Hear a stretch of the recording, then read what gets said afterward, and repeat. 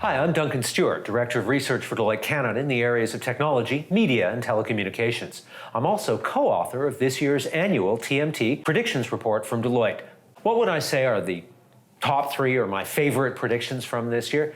I'm going to start off by talking about private 5G networks. Now, when we talk about 5G up until now, fifth generation wireless networks, we've been talking about the ones offered by the carriers, in Canada, companies like Rogers, Bell, TELUS, Videotron, those sorts of things. Those are great networks when they come, 5G networks, but they're public. That means that inside a company, if I pick up my phone and I make a call, that call goes from inside my company's office outside to a cell tower before turning around and coming back again.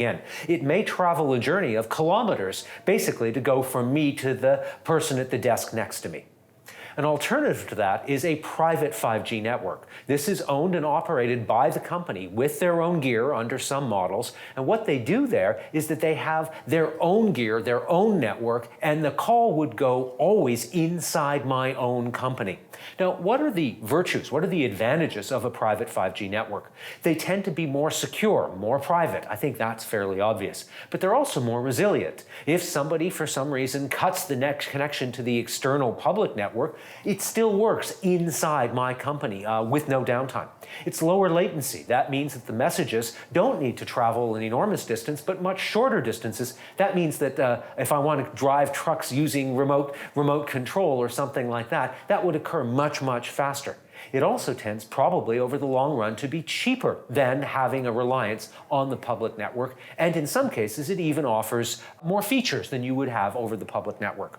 So private 5G is something that right now is in its infancy, but by 2030, we're predicting that very nearly every company in the world will, above a certain size, be running their own private network. There's another technology that's very much like that. It's called Edge AI chips. These chips are capable of doing the kind of AI tasks that up until now have only been performed in the data center, in the cloud.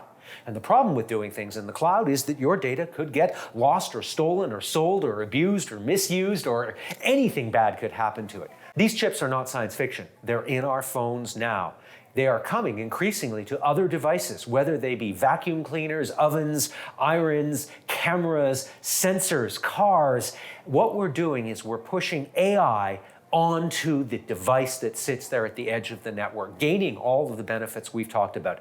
Just as one example, at CES this year, there is a company called Syntiant that introduced an Edge AI processor that won Best in Show award.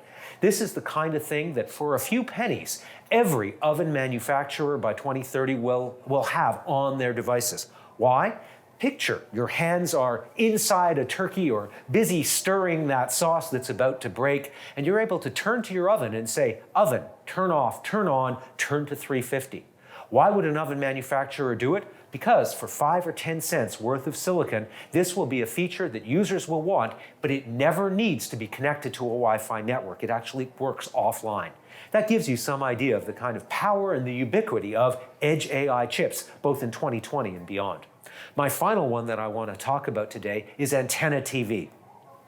I was talking to somebody in Quebec just earlier this week who was convinced that CBC and Radio-Canada had stopped broadcasting terrestrially. Now, they did shut down analog, but they've moved to digital, and he didn't understand that you can put up an antenna that costs $30 or $40 and get free TV for the rest of your life. Now, it's only in most Canadian cities 5 or 6 channels, but they're free, they're forever, and they're in full HD.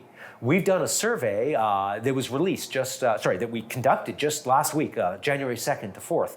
And we found that the percentage of Canadians who access some or all of their TV over an antenna is actually 15%. That's up from 8% from Stats Canada's survey that was done back in 2014. So the number of Canadians have doubled.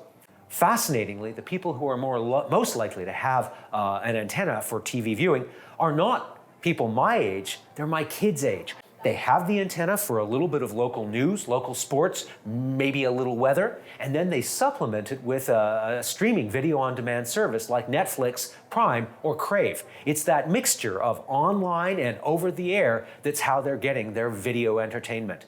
Not only have they not gotten away from TV entirely, they're also usually not time-shifting it. That means that not only are they seeing TV, they're seeing all the ads. And that's important for the future of the TV industry.